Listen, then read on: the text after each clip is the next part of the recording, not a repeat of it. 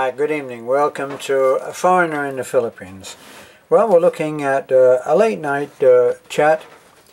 A couple of videos ago I talked about the potential for causing offense inadvertently, without unintentionally, shall we say, by something that you say, because of the style that you say it, because of humor. That's why I titled this video How to Say It Right, Dry Humor and Sarcasm. Well, if you're in the Philippines, there is no such thing as communicating through sarcasm and dry humor. It just hardly seems to exist. So here's my take on how to get through the day, and you use it or lose it. George Burns was one of my favorite he was one of my favorite comedians. Him and Gracie had this wonderful, dry, apparently confused, but underneath their act there was a very subtle and clever way of looking at life. Well, George Burns once said, when he was asked, "How do you do it? George, you're 84 years old and you just seem so happy and well adjusted, and how do you do it?" And he said, "I try to get through each day with the least amount of aggravation as possible." And I thought that was a pretty good way of describing a way of going through life. There's another one. If you live in Florida, if you live on a river anywhere, and it's another one that I use, and that is the no-wake way of moving through life. Now, the no-wake, if you have a boat and you're going along a river and there are people living on the sides of that river, as so often, or a lake, and you're using a powerboat, you employ the no-wake. You keep the speed of the boat down to a point where it doesn't cause a wake, and then people who are sitting at the side of their particular jetty with their boats moored, they don't get rocked and smashed and broken because of your inconsideration. So that would be my way of looking at it. Let me tell you that I always got in trouble with dry humor. It just seems to be something that I do. Maybe now that I'm in the Philippines, maybe I'm going to have to drop it a lot, which is part of my style of communicating. But when you're communicating online, when you're not so much on video, because people can see your expressions, so they should be able to work out that you're actually joking. But it's not always the case. Now, when I was a musician a long time ago, about probably 150 years ago, I was a professional musician. I was working in a small club in London, and this particular club had part of its act during the show. It had a lady who came on and did the dance of the seven veils, and it was all done very tasteful. Actually, it wasn't a strip joint. Anyway, she came in one night. Her name was Marquise, and she used to do the dance of the seven veils, and we used to play Ravel's Bolero, and that would be her music. And during her act, Tony, who was a stud of a man with ballet training, he used to come on, and during her act he would do several lifts where he would lift her like a feather. He was heavily muscled, in terrific shape, as I say, with ballet training. And Tony would come on and he would do the lifts. Well, we were all having dinner, our late dinner, that was provided for us during the course of the evening. And we were in there eating in our little band room. And Marquise came in and she said to Ivan, the band leader, "Ivan, I won't be going on tonight. I was hurt in a lift with Tony." And I said to her, foolishly, I said to her, "Marquise, Tony is much too heavy for you to be lifting. And she looked at me and said, you stupid boy, it wasn't me that was lifting Tony, he was lifting me. You see, dry humour, and it went sailing right over her head, as so often does, and people end up thinking that you are not joking. One of the best, I remember that when I was in the UK, just to give you one more example, in the Sun newspaper, page 3 girls became quite famous, and every day you would have a page 3 girl who would be naked down to the waist, and usually quite well endowed, obviously, and they interviewed all of the page 3 girls for 1 week. And they asked them what was the best pickup line that anybody ever tried on you. Now these are all beautiful girls, so I'm guessing that they had little trouble with self-esteem. And the one that stuck in my mind was that someone had come up to this beautiful woman and said, "God, you're ugly." I thought that was really funny. Boy, I tried it out on someone and they said, they were quite offended. See, humour is so different, and it really doesn't mean that just because you think it's funny, everybody else will. So, right, another thing that I thought which illustrates this is in titles of books. Now, there is one book that I recommend very highly, because it's an incredible success story about someone who was actually in terrible shape. He had always been able to indulge his every fancy, and he was paying for it with ill health. He was on several different kinds of medication and was being threatened by his doctor,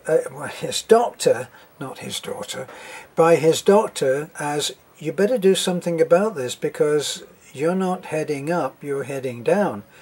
So he decided that he would go on to a juicer only diet, and he did that for 3 months. And the book is about his 3 months when he toured in America. And he toured obviously with someone on a camera who recorded every one of his interactions with various people, and he would try to introduce people to his way of life, asking them what they thought, and he'd choose overweight people, underweight people, all kinds of people. He was an Australian, very gregarious, easy to talk to people, and got along very well. But his book was titled Fat, Sick and Nearly Dead. And because people have taken that as a comment, when I say there is a book which will help you to shed weight and become healthy at the same time, and it's an incredible book and an incredible success story, and they say, what's the title? And I say, Fat, Sick and Nearly Dead. And the recommendation dies right there, because they take it as a personal assessment of where they are in their life, and their usual comment in return, their response is, well, I'm not fat, I'm not nearly dead. You see, so in doing that, that title has lost a great deal of potential readership. Now, another one that I thought was a very good example of how words can be misinterpreted. There was a very successful businessman who made pots of money, was very, very rich. He lived overlooking a golf course that all the celebrities went to, in a house that had been owned formerly by a very famous Hollywood movie star. And He lived in great style, was very, very wealthy, and he wrote a book because he felt that it was a really important thing to get over, how people intimidate in their way of trying to win in business deals. And he was very good at business deals. He was bankrupt, lost everything, regained it all back again, and in doing so he spent 2 years living in a U-Haul truck. He roughed it, he knew all about it, and when he came back with a bang, and his advice in the book was invaluable. I learned a great deal about that book. Unfortunately, I can't remember the name of the guy that wrote it. It's a long time ago that I read that book. In fact, he wrote 2 or 3 books and I read all of them. But one which you should be able to find on YouTube, not on YouTube, on Amazon.com, because this is the actual title. It was Winning Through Intimidation. Now, just look at the words. Winning through intimidation. What he's actually saying is being able to get through being intimidated. Winning through intimidation. And he means that the intimidation is leveled at you. But the way that people read this title is winning through being intimidating. And so a great book with the wrong title, and people who, a certain percentage of people who are against the kind of thing that would fall under the flag of intimidation, so he loses readers. He's not really bothered about it. I think it was still a bestseller. But here's another thing. At one point in my life, I actually shared a house with a newly divorced guy. Great guy, newly divorced. And he had come out of a marriage of 20-something years. And prior to that marriage, he had lived at home. And I think he was an Italian heritage. And his mother was apparently a terrific lady. He often quoted what he'd learned from her, and he was still close to her, admired her very much, and she had taken care of him. She'd been a wonderful Italian mothers, at least those who are actually Italian and perhaps still have Italian heritage, are very good at taking care of their children, especially.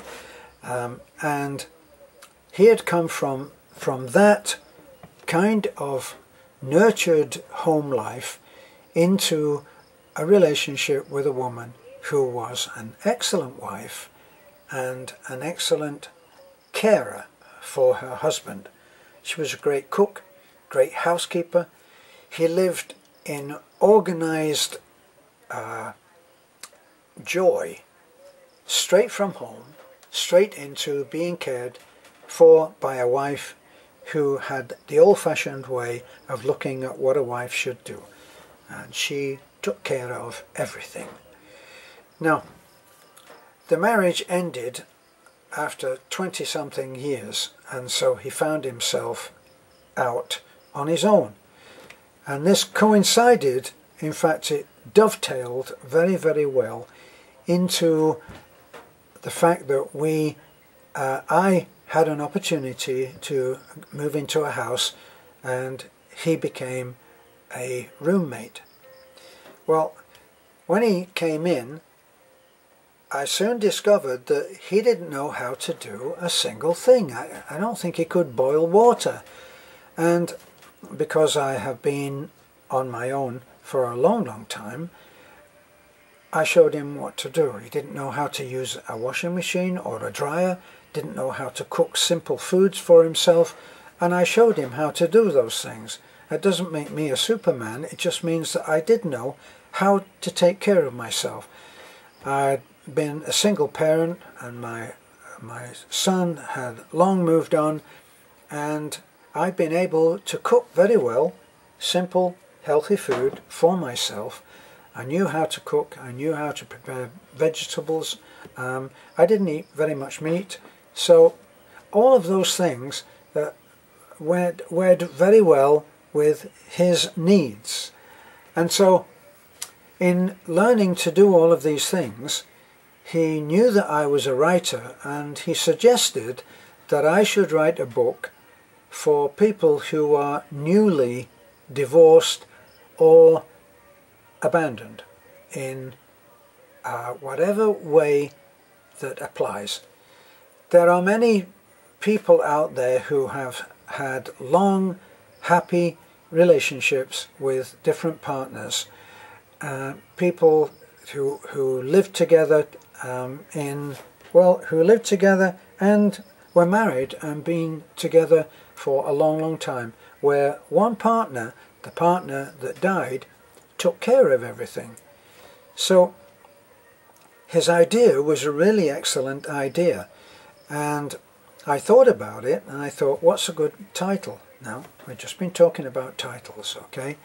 And the title that I came up with and mentioned to him was based on the idea that a man can sometimes go from one mummy into a marriage with another mummy, as in mother, and never actually learn how to take care of themselves.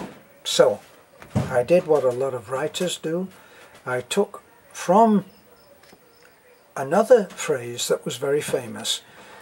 When Elvis Presley died, Elvis the King, when he died, the phrase was, "Elvis has left the building."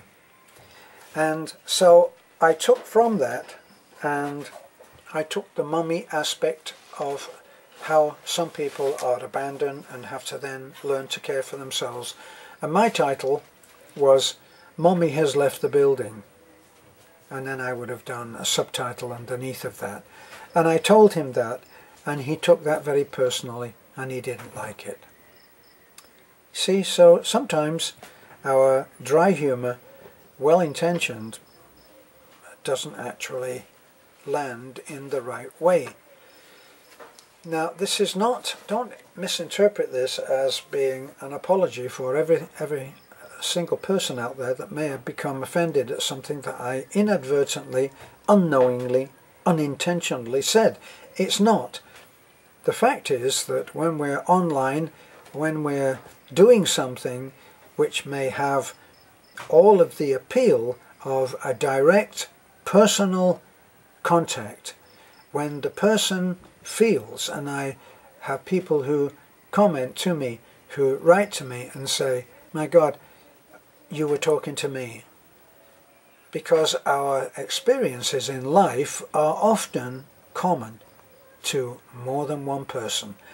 There are very few real, totally specific problems for any one given person. For every breakup, for every joyful union, for every joyful reunion, I could probably write the script. And probably you could write the script as well from your experience. And if you compare your script to somebody else's, you might be amazed at how similar what they are saying is what you're saying. So here's what I've been thinking about, and because of the numerous comments that I've had, ranging from, okay, I was offended by that, but yes, I'd like to move on, to you never offended anything in anything that you said to me. I was never offended. So everybody out there has a particular frame of reference in which they listen. So depending on your frame of reference, you will take offense at something that anyone may say, and you'll be thinking, who the hell is he to say that? Whoever that he is. So I hope that this helps you to interpret some of the things that other people may say, and before you get mad at what you think you heard, have a think about it, right? Winning through intimidation? Is it to be that? Is it to be fat, sick and nearly dead? Is it to be Mommy has left the building? Well, Mommy has left the building, and this is a foreigner in the Philippines, and I'm leaving the building as well now. Bye for now.